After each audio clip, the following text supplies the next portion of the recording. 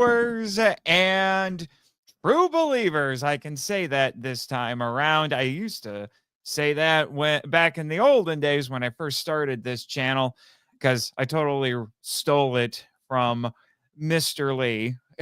And that is an opportune thing to talk about tonight. Hello, I'm Nathan Marchand, or as I say in my little descriptor down there, I'm Johnny Storm, baby. And there's a reason for that. But yes, Nathan Marchand, aka the Human Torch for Scyther Podcasts. And let me see, I just realized I need to, there we go. That's what I need to put up there. There we go. So yes, a couple weeks ago, I did a very impromptu live stream talking about the new James Gunn's Superman. And now tonight I'm talking about another superhero movie tonight, the competition for Superman. And not only is it from the rival company, well, it really is because it is from the rival company. So yes, Fantastic Four: First Steps. Some would say this is the fourth attempt at making a Fantastic Four movie. It is technically the fifth, because I will not stand for the Roger Corman 1994 movie Erasure, even though that is exactly what Marvel wants to do. So suck it. But yes, this is our fifth Fantastic Four movie, and I will be getting into that here momentarily. We do have one person in the chat. It is my biggest fan, Edwin. In honor, I'll say the catchphrase of a certain fiery hero: the heat is on. Wait, that's Firestorm. Rogue Sun. Wait. Nice one, sir. Nice one. So I'm going to vamp here a little bit so we can hopefully get a few more viewers into here, which that is actually, it's interesting you bring that up, Edwin, because that is actually one of my nitpicks about this movie. And that is my boy Johnny, for what I can remember, never says his catchphrase. There is no flame on in this movie. I'm mildly disappointed by that. Mildly disappointed. So I did a little YouTube short talking about this, so I'm not going to bury the lead. So I'll do some non-spoiler, like I did with Superman. I'll do some non-spoiler stuff and then get into the review proper with spoilers. I can't believe I'm saying this. I'll reiterate, I can't believe I'm saying this. This was the best Fantastic Four movie. I went into it with a lot of trepidation. You're talking to somebody who has lost a lot of faith in the MCU.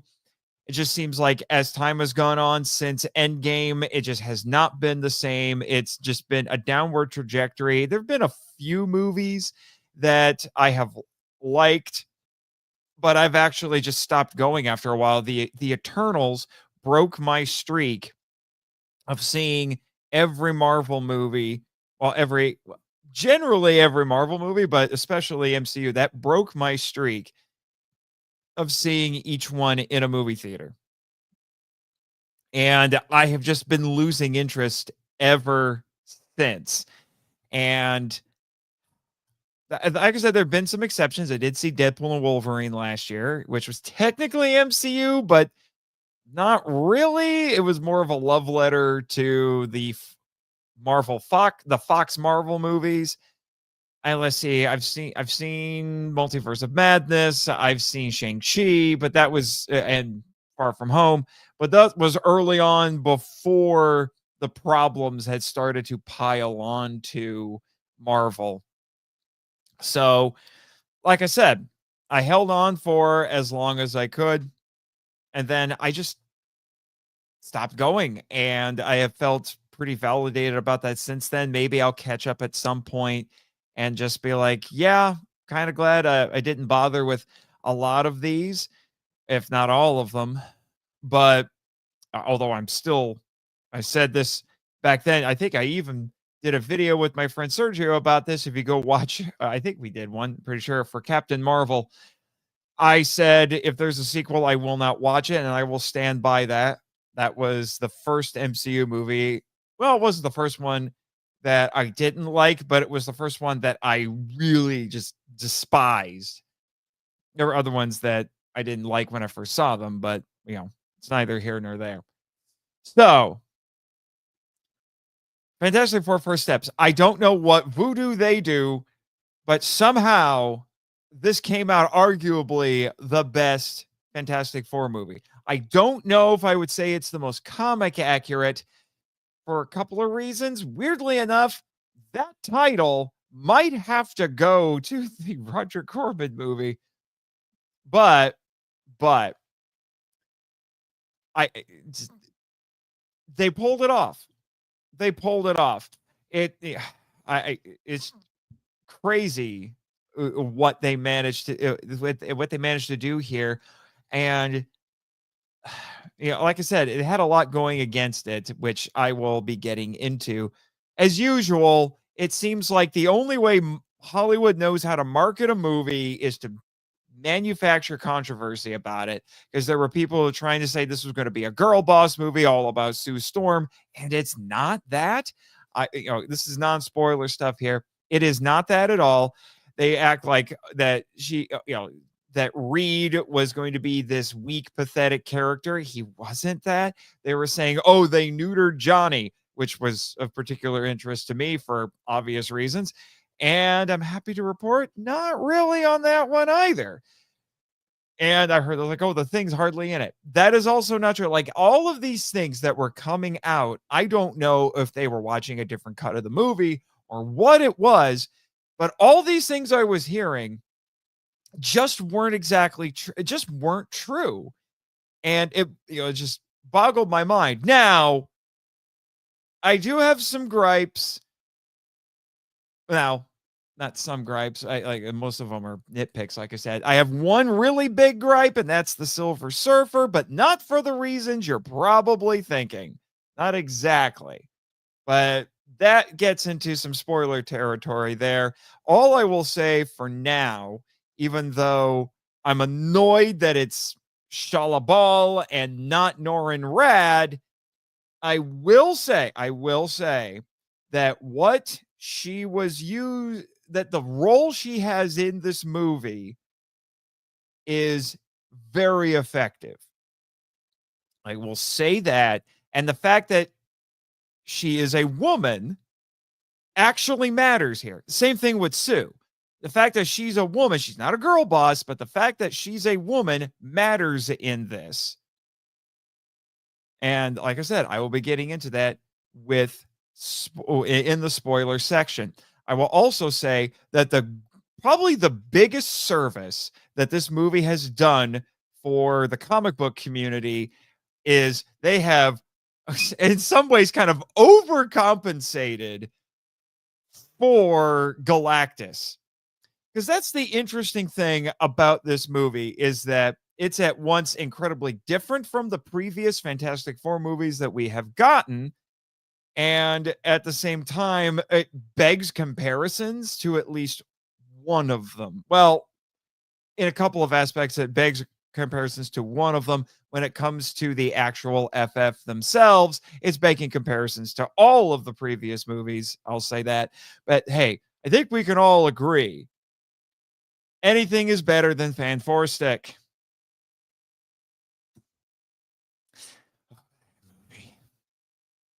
Did I do a review on that one too? I haven't looked at most of the old videos that I have on this channel. I don't remember if I did a review on that one or not. I think I did, again, with my friend Sergio. But man, Fan Four Stick. Fan freaking Four Stick. If I was to, hit the button for the Rant Master, which you can typically hear on my podcasts, I definitely would be hitting it for that one, because Fan Four Stick, possibly the worst superhero movie ever made. Fan Four Stick, for those who are just tuning in, I'm talking about Fan Four Stick, not First Steps. because we don't talk about Fantastic. I don't even think that honestly should even be considered a Fantastic Four movie because it really isn't. But all of that to say, Galactus in this it's almost an overcorrection because we get proper comic book accurate Galactus. And I loved every second that he was on screen. And funny enough, he goes stomping through New York at the end. So he's a kaiju. Fight me on it. He's a freaking kaiju. We have 2 superhero movies in 1 month, both with kaiju. What can I say? What can I say? For those of you who are patrons on for my podcast, The Monster Island Film Vault, I have a feeling I will be getting Chris and Jake together, who are my co-hosts on the other podcast I do, Henshin Power V3, and we will be doing a Patreon exclusive episode where we talk about both Superman and Fantastic Four First Steps because kaiju. So yeah, complete overcompensation for Galactus. Arguably, they dropped the ball with the Silver Surfer, but I will get into that. As for the performances in this, I again went into this with some trepidation. I know Pedro Pascal is not making any friends, or should I say fans at this point, with how weird he has been behaving and how he just keeps getting put into everything and people are tired of seeing his face. So that may have affected this movie's box office, which is unfortunate. If you're not seeing it because you don't want to deal with Pedro Pascal, I'm happy to report that he's a pretty good Reed. He's a better Reed Richards than I thought he would be.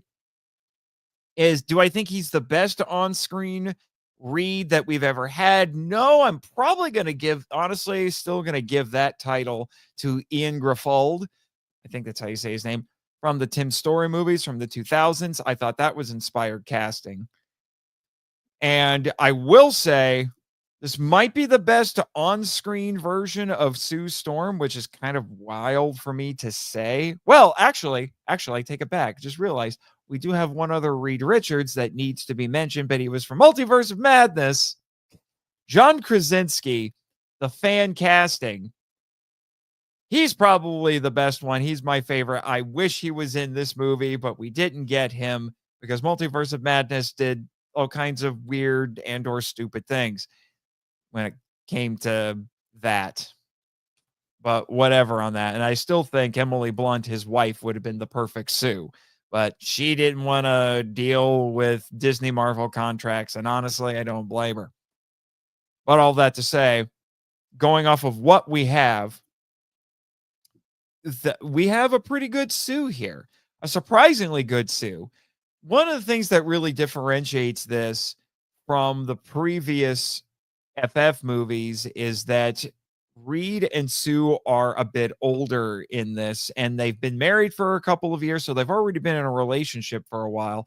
Whereas in the previous ones, they were younger. They hadn't gotten married yet. They were, they did the origin stories. Now, in Rise of the Silver Surfer, they got married, so they took them to that point.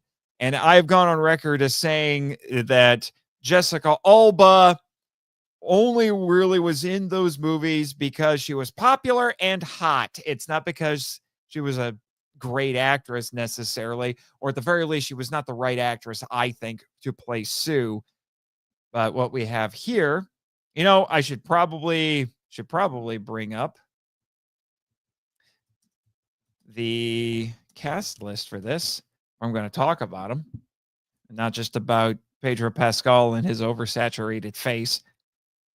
Okay. Yeah, here we go. Vanessa Kirby. You would think I would remember that because her last name is Kirby, which is the first name of the artist who co-created the Fantastic Four with Stan Lee. No, it's the same last name. Excuse me. Jack Kirby.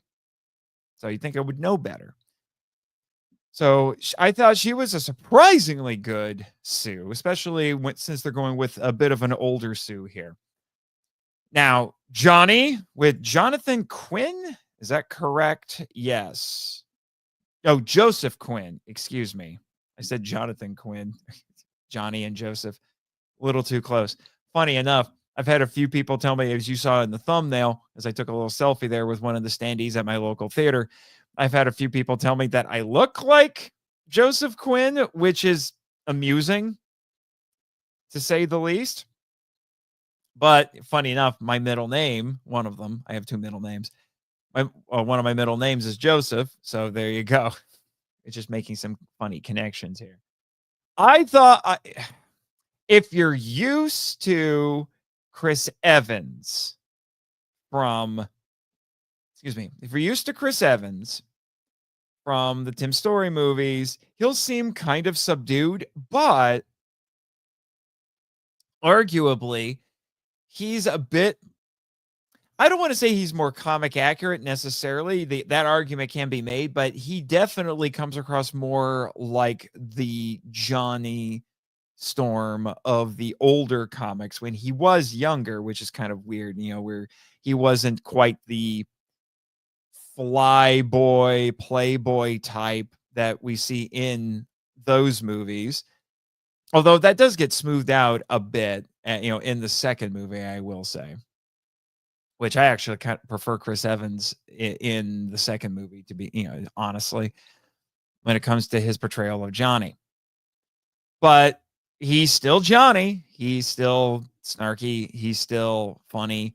He's still the one who teases everybody. He doesn't go after Ben as much as I would have liked, but that's another one of my nitpicks that, I'll get to, because I have a pile of them, to say the least. But this is also, and Ben Grimm, I still think Michael Chiklis from the Tim Story movies, that was inspired casting. Here we have Eben Moss-Bachrach. That I think I'm guessing that's probably mocap. Let's see. Yeah, they went with CGI. Yeah, motion capture. It was motion capture. So that is his performance that we're seeing in this. As inspired as I thought Michael Chiklis was, I do like what he does here. It's all right. Excuse me. Hold on. We'll do it live. All right. I don't know if this is a spoiler or not. I guess it wouldn't really be a spoiler, but interestingly, they acknowledge that Ben Grimm is Jewish in this, in a couple of scenes, which I thought was kind of interesting. That's something we hadn't seen before. But, like I said, when it comes to Galactus and the Silver Surfer, that's where a lot of comparisons have to be drawn. But, I think I'll save those for the spoiler section. As for the story itself, the trailers, until you get to the newer trailers, and TV spots, they don't really tell you what it's about. And I think that might have contributed to a lot of the assumptions that people were making about this movie. Because, and this is one of the biggest departures. I don't think this is a spoiler because this is, like I said, it's been some of the newer stuff. Franklin Richards, Reed and Sue's son, is in this. And crazy thing is, and this is as much as I'll say before the spoilers, he's the MacGuffin. It's wild, but he's the MacGuffin. Absolutely crazy. Was not quite expecting that. And they do some interesting things with that. But again, that's spoiler territory. I know some people thought that, to go back to Reed, I know some people thought that Reed was going to just, just get pushed around by Sue. That is not the case. Yes, there is one instance where Sue speaks for the team, but at any other point, whether they're talking to the press or to Galactus or anything like that, it is Reed who is speaking for the team. So, and he's constantly trying to figure things out. He's getting in over his head. So, that scene that I saw some people saying, like, oh, see, look, they're making fun of Reed. Well, it was Johnny, and he's like, you are going to be the best mom, and you are going to be the best dad. Just kidding. You're in over your head. he's just making fun of it because that's what Johnny does. And he also knows that Reed has a tendency to overanalyze and get over his head. And that is very much the type of character Reed is in the comics. And that is the kind of character he is here. He's over analytical and has a bit of analysis paralysis. And he has to be told by Sue most often, because she's his wife, that he needs to make something happen. And that is his goal, but he's trying to figure out what the best option is. And he has to analyze a lot of data. That is how Reed is. He gets lost in his work like that. So none of that was a problem at all. I will also say, one of the things I was surprised how much they leaned into this.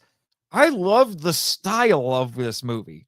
Like this retro future thing that they went, making you feel very much like the 60s. The fact that, and I didn't know this until the credits rolled, they had Michael Giacchino doing the soundtrack for this movie. If you need someone who it could arguably be called the worthy successor to John Williams, it's Michael Giacchino. This is the best Marvel soundtrack I have heard in a long time. Honestly, it might even be the best Marvel soundtrack, best singular soundtrack of a Marvel movie ever. I'm excluding things like the Guardians of the Galaxy movies, because those have pop songs that they throw in there, and those are all classic songs and all that. We all love them. But this score, all of it is good. I was shocked how good it was. Now, yes, Alan Silvestri created the Avengers theme, and that became an icon. But most people have talked about this a lot. Most Marvel MCU soundtracks are serviceable at best, even when they have really good composers on them. Marvel cut Giacchino loose, and he went crazy with this movie. And it's also kind of funny because if I remember correctly, I'm going to double check this. I'm going to double check this live. But if I remember correctly, he also scored for The Incredibles, which is the movie that people joked was, let me see. Yes, Michael Giacchino. My gosh. Because people joked that The Incredibles was the best Fantastic Four movie. And now they actually have him working on a Fantastic Four movie. No wonder the soundtrack was as good as it was. I absolutely adore this.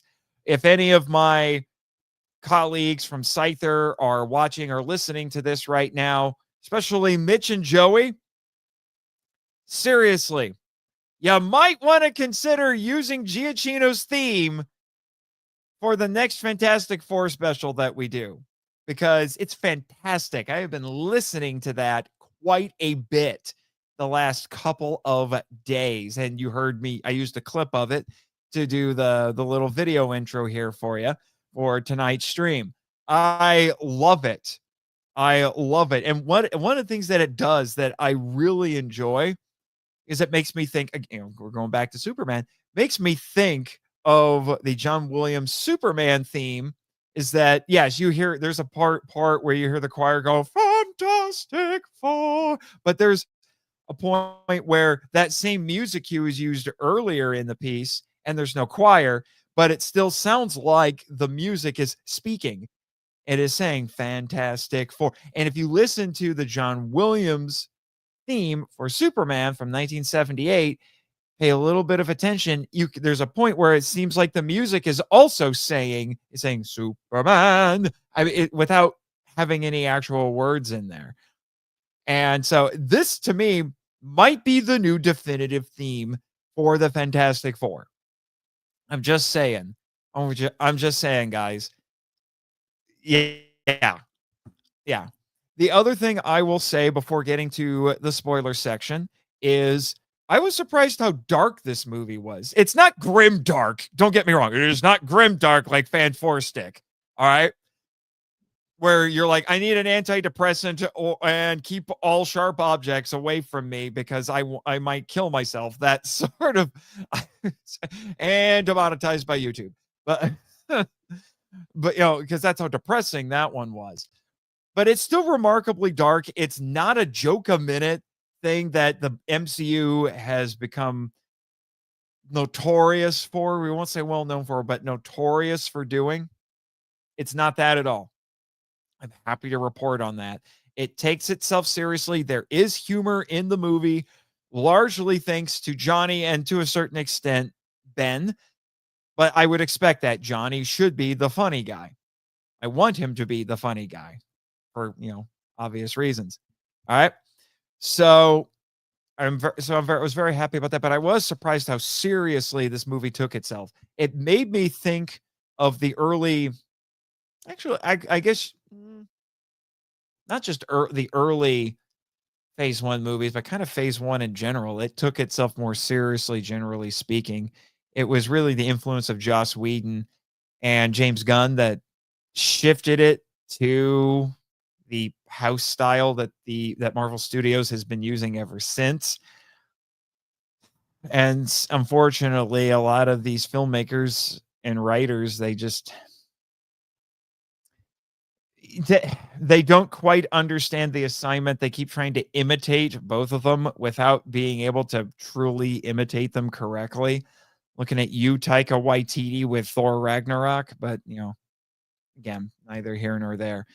So if you're avoiding it because you think it's going to be a typical MCU movie where the drama is not allowed to simmer and sit and they have to break everything up with a joke, that's not this movie either. That is not this movie either. I am happy to report that. Like I said, this entire thing was a massive surprise. I was expecting it to be mediocre at best, and it came out honestly, like I said, the best Fantastic Four movie. It might hesitate to say it's better than Superman. There's more writing on Superman, and I'm as critical as I am of the Fantastic Four. I'm really critical of Superman because there's very specific things that you need to get right about Superman, and the Superman is just harder to do, I think, especially for modern storytellers because they don't get it. Whereas the Fantastic Four has a little bit more leeway in that regard. So I hesitate to say that Fantastic Four is better. I will admit, I do think I was a bit more emotionally affected by Fantastic Four than Superman. But I think, and which added to the surprise. So that might be why there's a little bit more resonance with me when it comes to that. But regardless, yeah, it's good. It's good. Not perfect, but it's good. Do I want to call? See, here's the thing. I said Superman was good, but not great. I'm almost wondering now if I have to call this as I've seen some marketing where apparently there have been some critics who have tried to say that this is a Marvel masterpiece.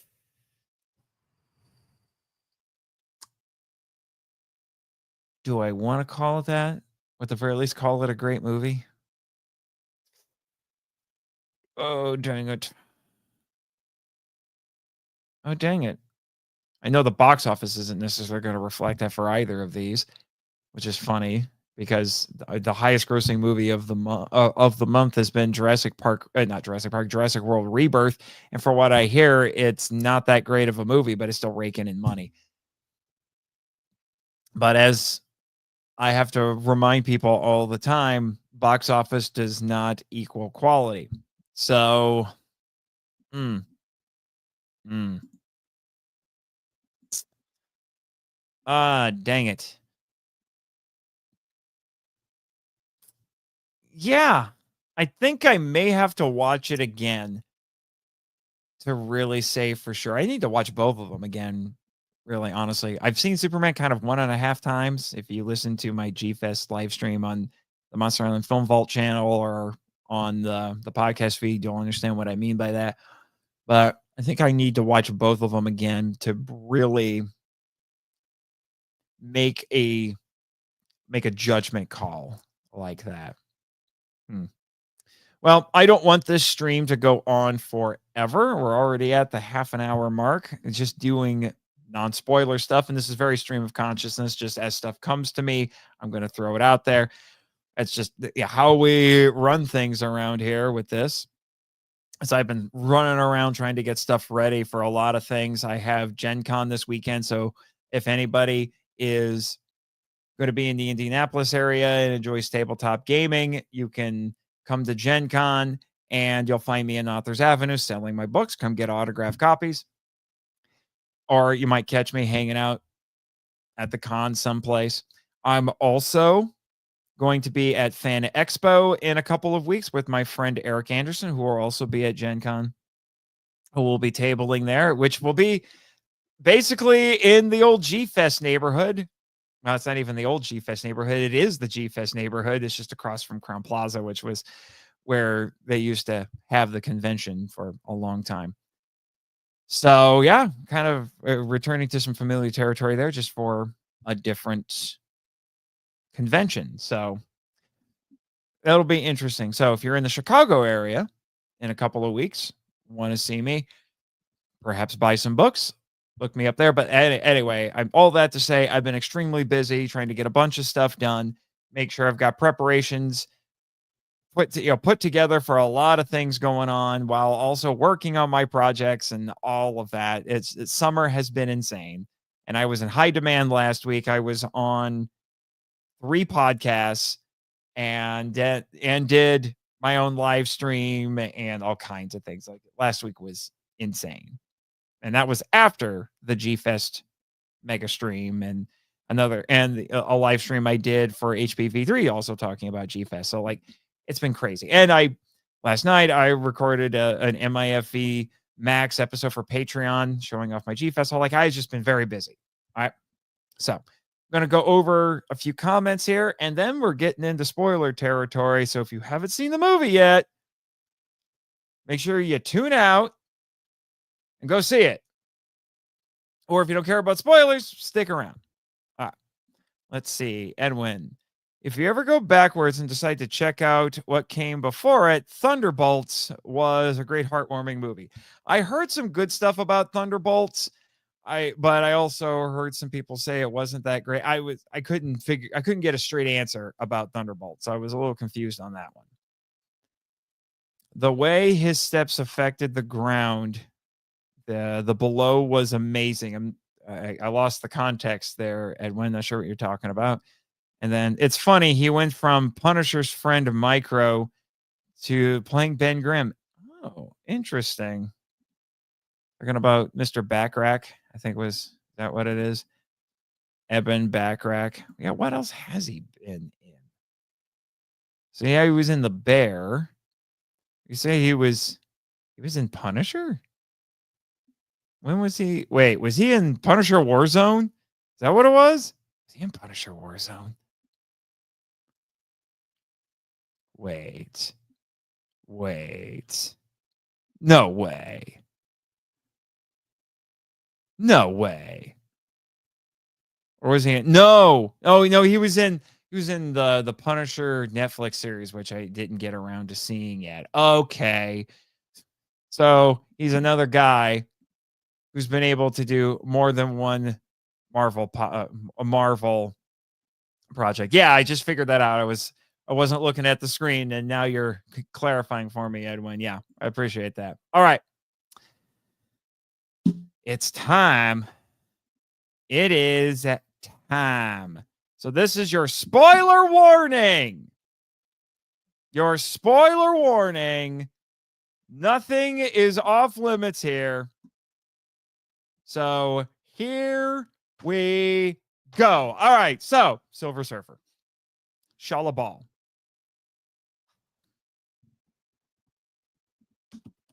My biggest gripe with this movie, I kind of anticipated this would be my biggest gripe with this movie. This is the one part that I do think stemmed from this modern trend of identity swapping a character. In this case, it was gender swapping. I was not a fan of this idea. I was hoping that they wouldn't go with it, but they did go with it. And no, this is not a political thing. It is not a sexism thing. It just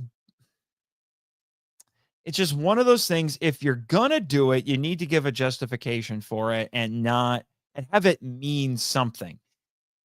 Okay, what's the point in in making the Silver Surfer a woman, especially since when you do your research on this, and I mentioned Shalla-Bal.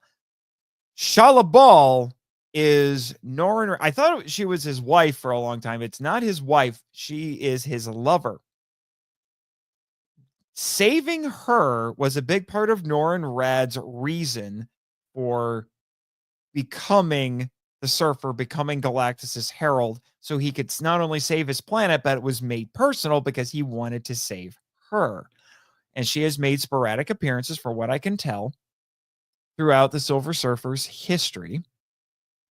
And she's a powerful woman. From what I've seen looking into her, I think she's, I'm gonna check this live. We'll do it live. Because if I remember correctly, I think she's a princess. I want to say.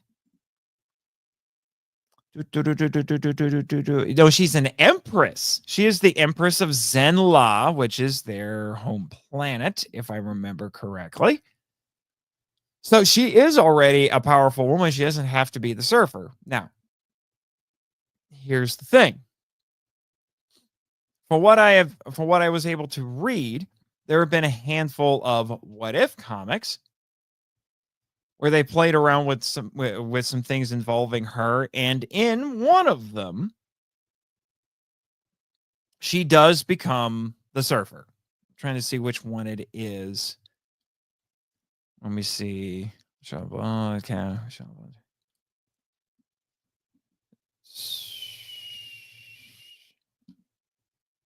Okay. Okay. It's not that. Okay, I was wrong. It's not that she became the Surfer. It's that she became a herald of Galactus called Starglow in an issue. What is this? What if number 37? It's called What If Galactus Had Turned the Silver Surfer Back into Norrin Rad, and then she became the Herald of Galactus after the Surfer had been stripped of his powers. And Galactus also wiped out her memories, which could be something they could play with later, because what we find out in this movie is that she, like Norrin Rad, volunteered to become Galactus's herald to save her planet and to save her family. And by family, we don't know what else it was. We just know she had a daughter. That's all we see.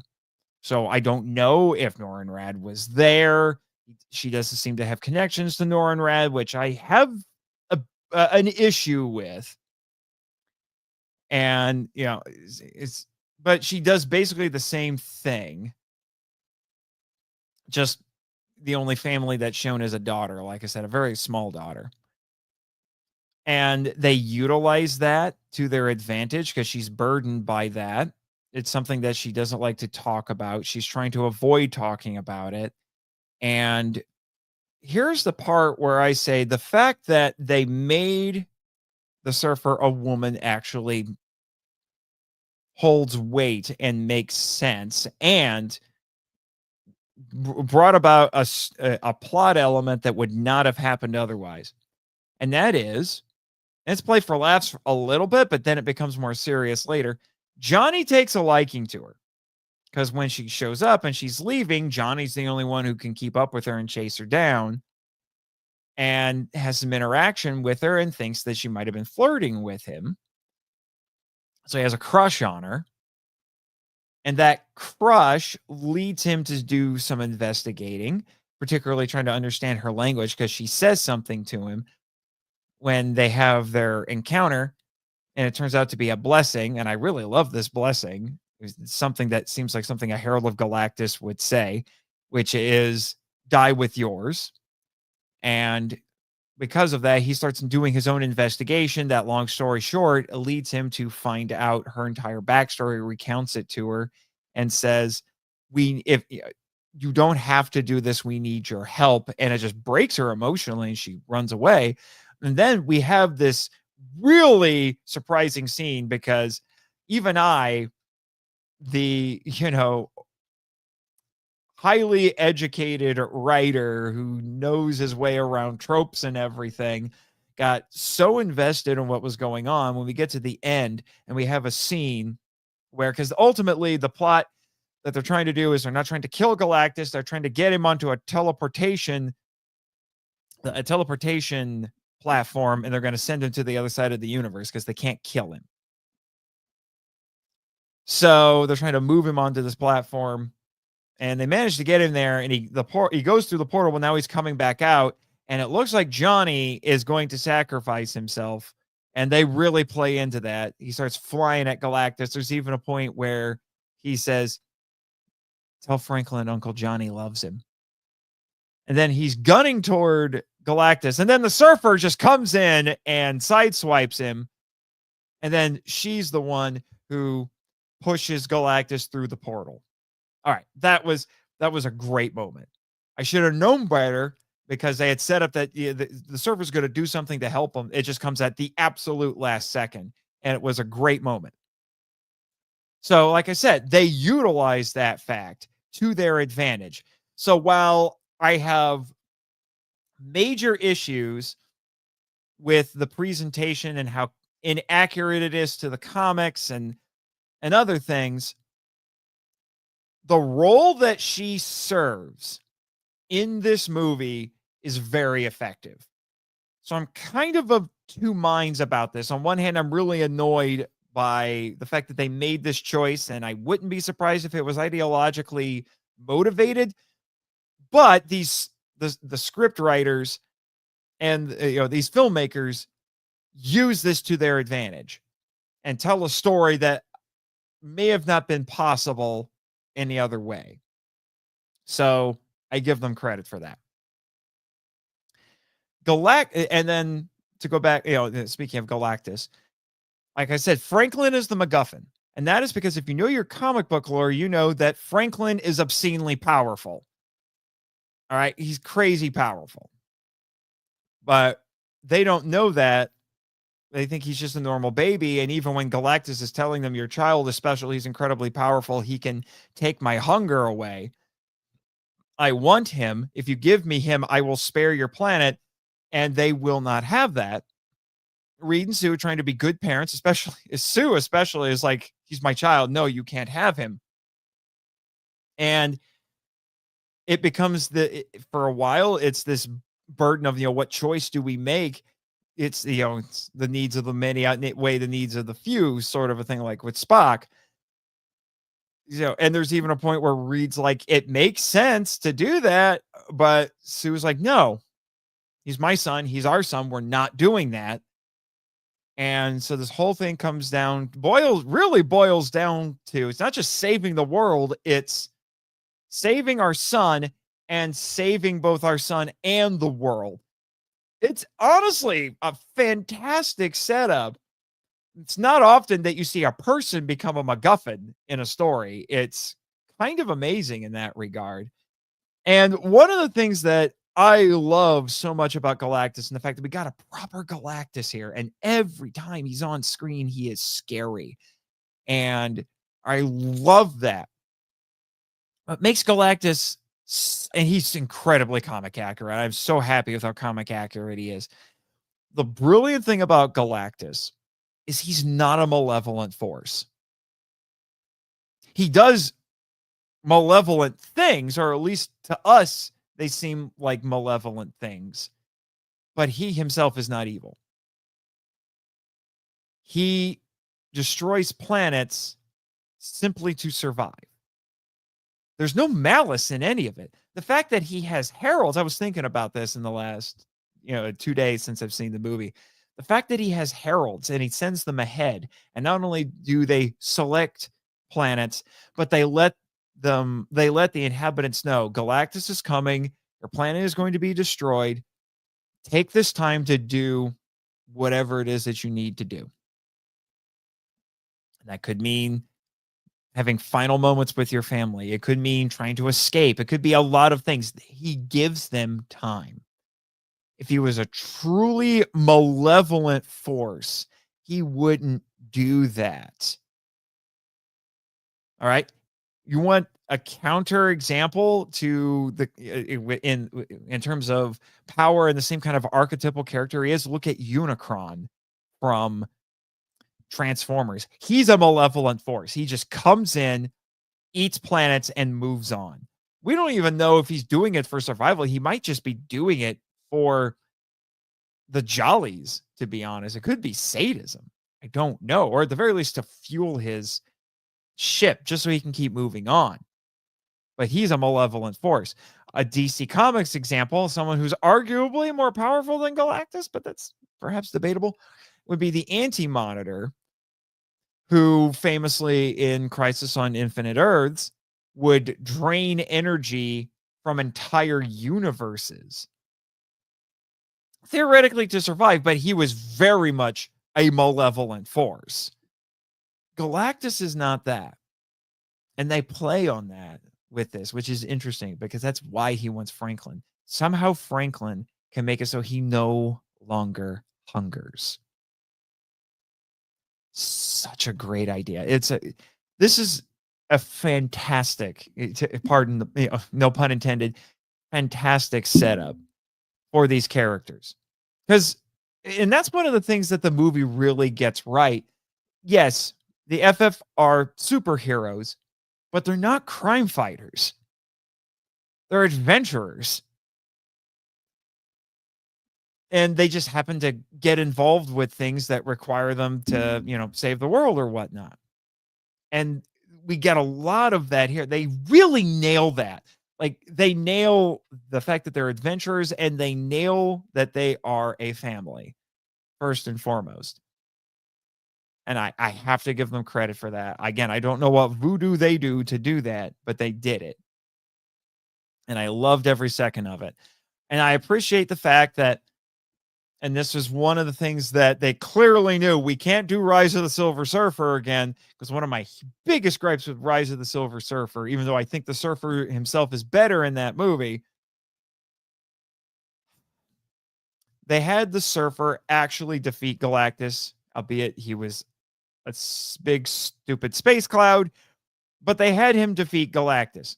There's no way, even if he overclocked his powers and nearly got himself killed to do it, there's no way he can defeat Galactus. You know how the FF and the Surfer defeat Galactus in his very first appearance in the comics back in the 60s? Okay. Written and drawn by Stan Lee and Jack Kirby, respectively. He reasoned with him. There wasn't a big fight. There wasn't some, self-sacrificial display of power to stop him. He reasoned with him. Because nobody can defeat Galactus. You can't stop Galactus. Not like that. And that's one of the things that was just brilliant about that story back in the 60s, is the fact that they couldn't do that. Now, we got a little bit of a compromise here. It's not the comic story, and it's definitely not the Rise of the Silver Surfer ending. We get something nicely in the middle, because obviously we do want to have an exciting ending, an exciting finale for this movie. Got to get some superhero action in here, okay? And some kaiju action to boot. So what they do, well, actually, the thing that got to me was their initial plan was, we're going to teleport the planet away. But then the Surfer destroys too many of the teleportation pylons to do it. So there's only one left. And that's why they say, okay, we'll just teleport Galactus away. And that made me think of the movie Gorath. Got to make some tokusatsu connections here. That made me think of the movie Gorath, where in that one, it was a rogue star. It was about to hit Earth and destroy it. So their solution was to move the Earth. Now, instead, they didn't teleport the Earth. They built rockets, gigantic rockets in Antarctica to move it out of the way, which may or may not be more feasible. I don't know. But it was the whole world coming together to do that, just like in this movie. So felt very tokusatsu-ish, very Shiro Honda-esque, shall we say. Like I said, it just reminded me a lot of Gorath. So, all that to say, yeah, that doesn't work, so they're trying to teleport him away. So, they are attacking Galactus, but they can't really honestly hurt him. They can move him, as we see, because this is one of the scenes where I feel like in lesser hands, this could have gone very badly. And even I thought, is this fair? Are we veering into problematic territory here? But I'm happy to say, I think ultimately no, because it wouldn't have matched up because Sue has been very respectful of Reed and she has been trying to girl her boss her way through this. But there comes a point where Galactus has Franklin in his hand and he's walking away, but he realizes that there's a teleportation machine and he won't step over there. So Sue starts using her powers to not so much hurt him, but she's overclocking her powers and is able to move him into position so the teleporter can be triggered. And I'm like, okay, she's pushing herself well beyond her limits and she's not hurting him, but she is moving him. I'm willing to go along with that, especially since she's going into Mama Bear mode at this point. That is her son. And she is going to do whatever she has to get her son back because she's a mother. And that's what mothers do. And then, spoiler warning, she succeeds and dies trying. Not dies trying, she dies in the attempt. She strains herself so much that she keels over. And then Franklin becomes a Deus Ex Machina, and again, they just put him on Sue's chest, and she magically gets revived. Because I don't know what's going on with Franklin, but that's kind of always been the point. Nobody really knows what the heck's going on with Franklin. Franklin is weird. So yeah, I'm on the fence about how I feel about that one, but I was kind of like, Franklin's going to bring her back from the dead. Got it. And and they play with it. They play with it quite a bit. People complained about how much Superman cried in James Gunn's Superman. You would think that that Pedro Pascal's Reed Richards be doing that a lot too, but weirdly enough, only one person, not even Sue, weirdly enough, only one person cries in this movie, and it is Reed, and it's when his wife died. You know what? I think all the red-blooded men out there in the world can agree. If there's an exception where you can be legitimately be allowed to cry, it's at the death of your wife. All right? I think we can let that slide. It's just an interesting observation that I made. All right.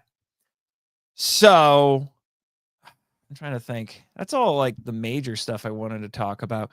My nitpicks, I mentioned, Johnny never says flame on, but they make a big deal about the fact that of making Ben Grimm say it's clobbering time, but this isn't one to because that's like the cartoon, because that's another funny little homage that they do here. Is there's a 60s style cartoon based on the FF. Like I said, the style of this is absolutely amazing. I love the art direction of this movie. It's so stylish. It's probably the most stylish Marvel movie we've gotten in a really long time. I kind of love it. And then they make a big deal about that, and then he actually does say, he actually does say it's clobbering time. That's a good point, Edwin. I'm going to highlight this. And you had another comment earlier I'm going to highlight later. But yes, the Mole Man is in here. So the prequel comic really fleshed out Mole Man and the Molenoids. All right, or the Molenoids. See, that's the other thing that's really cool. Galactus is the primary villain. We'll do it live. There's no mention of Doom until the post-credit scene, because Doom shows up 4 years later and is seen holding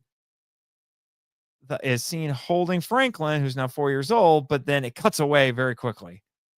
So we don't know if that's just Doctor Doom or if it's the so-called Robert Downey Jr. Doctor Doom or whoever that is. But that's the only time Doom is in this. But we get a bunch of other classic FF villains either seen, homaged, or mentioned in this. Mole Man is the most prominent one.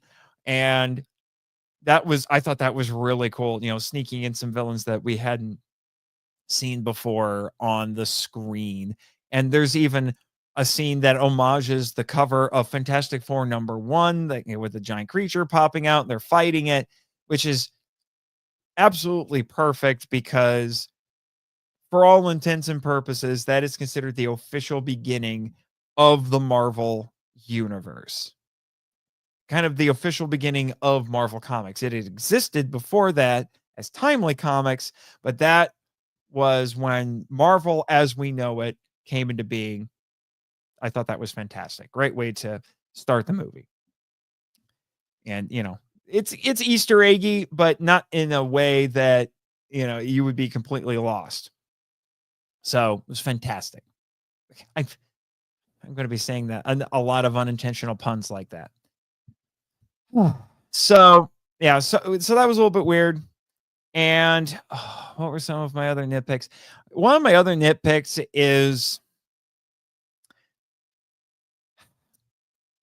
while Reed was better than I was expecting, and I know there are some massive critics of the Tim Story movies from the 2000s, I have to say, I think the Tim Story movies did far more interesting things with Reed's powers than in this one. In this one, it's kind of basic. It's just a lot of limb stretching. There is a scene where Galactus stretches him a bit too far, like overextending a rubber band, which Rubber Band Man sounds like a great parody name for Mr. Fantastic. But, he stretches him to the point where you think he might actually break in half, because I don't know what the full extent of his elasticity really is. But other than that, he's not doing any of the weird shapes or anything, because that is the challenge when you're writing the Fantastic Four, is figuring out how to make the best use of kind of corny, if not exactly useful, superpowers. And the best Fantastic Four storytellers have come up with ways to really surprise people with how to use them. And we get some of that here, just not with Reed. Not so much with Johnny either, although there is a scene where Johnny's able to attract fire to himself and absorb it, which hadn't seen before. But honestly, but like I said, he doesn't do anything funny. It's just mostly limb stretch. He doesn't even stretch his neck out someplace, which is just kind of odd. I would think you would like the weird visuals of that. I don't know. But honestly, I think the most interesting and surprising use of powers from anybody in the team was probably Sue. She does the force field thing. She's able to push Galactus back with it. And there are precious few people who can literally push back on Galactus like that.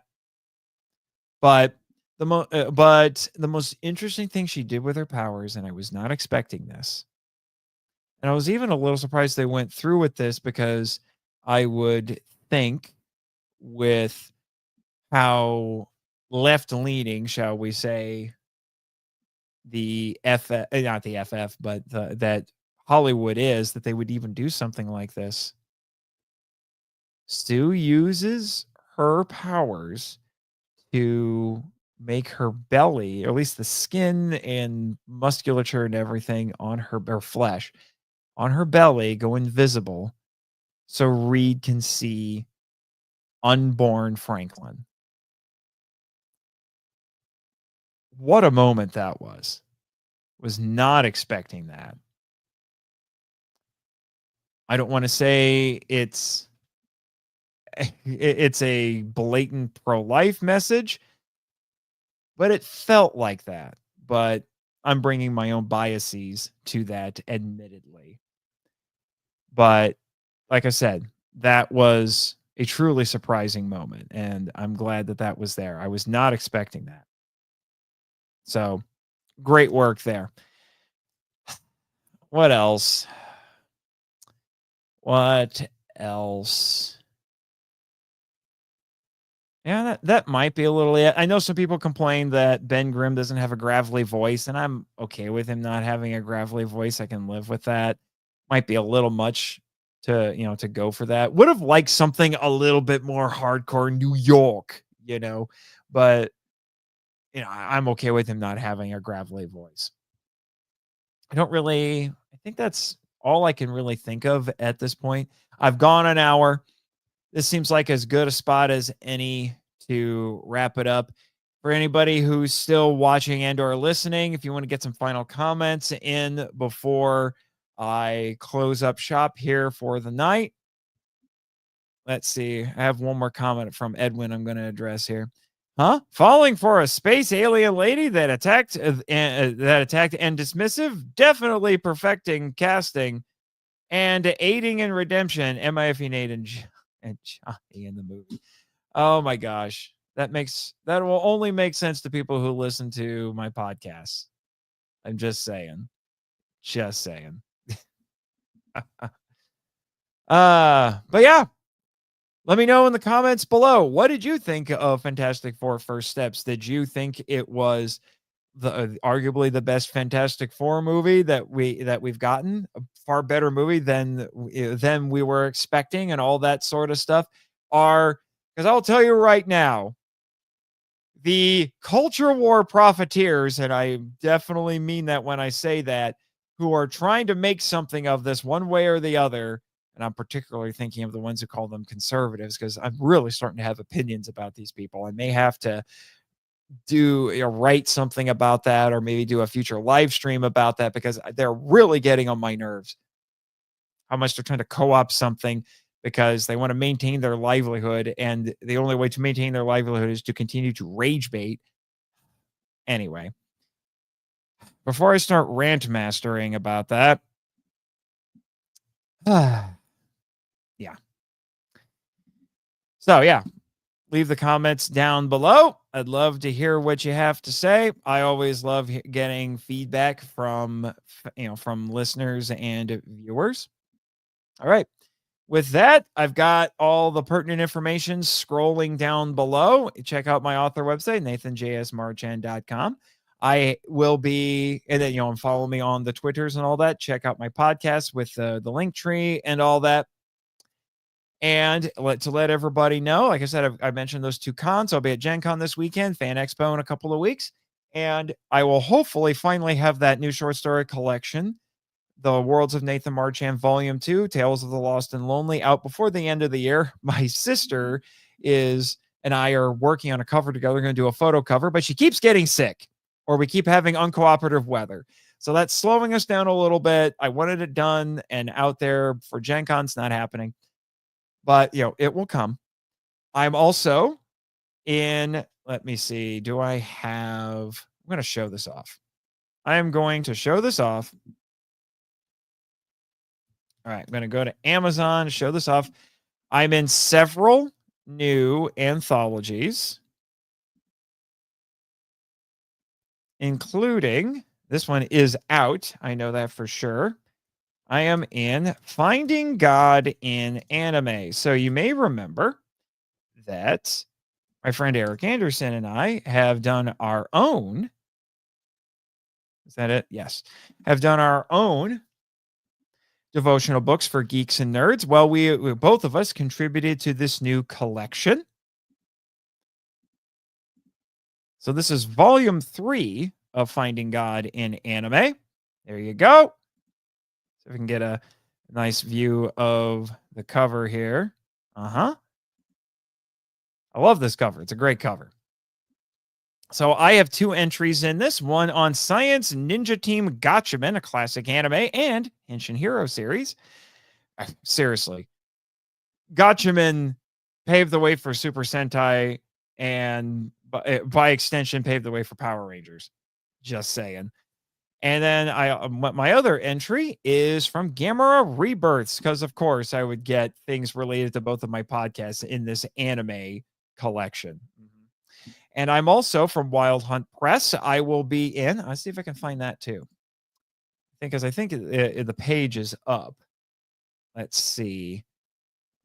Attack of the Kaiju Volume 3. Is it up? I don't see it. I thought it was up. I've seen the cover, but I was hoping it would have an Amazon page already. Yeah, everything I do to try to find it is not working. But anyway, that is from Wild Hunt Press. I have a short story that will be in there called Project Artemis. I actually wrote that for my fiction writing class in grad school. It's finally getting into print. And I will be in their companion volume, which is called Reign of the Titans, Volume 1.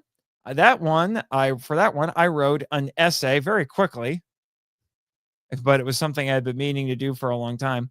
I wrote an essay on the original run of the Marvel Godzilla comics, and was very proud of how that one turned out. I love how I'm getting more viewers here as I'm starting to wrap up. This is hilarious. But anyway, so definitely check those out. They should be out in a few weeks. So, I've got plenty of stuff coming up. A new season of both Henshin Power V3 and the Monster Island Foam Vault. I'm going to be continuing to do work for Scyther Podcasts, all kinds of things. I'm always working on something. You can always expect to get something new from me. And I don't know if I'm ever going to accomplish all of my writer goals at this point. So one of these days I'll be able to just sit down and write full time and not have to worry about all these things. Someday. All right. And then one last comment here from Edwin. Loved it. The 2000 were in my childhood. So I'm thinking the 2000s movies. The Ben Grimm toy I had, let's see, a BK Burger King or McDonald's toy of Doom before Doom was good, before I knew Doom was cool, but it was a lot. I lived a life in retro world. Yeah. Now you get in here, Mr. Handbrake, if that is your real name. Took you long enough. At least you've seen the movie, so you wouldn't have had to duck out early like when I did my Superman stream. But you can watch the VOD and leave me some comments down below. I'm sure they will be extremely thoughtful and insulting. All righty. Well, thank you for joining me tonight. And like Stan Lee said, and there's an Easter egg about this because it's the name of the FF's space shuttle in this. Excelsior! Thanks, Stan. We miss you.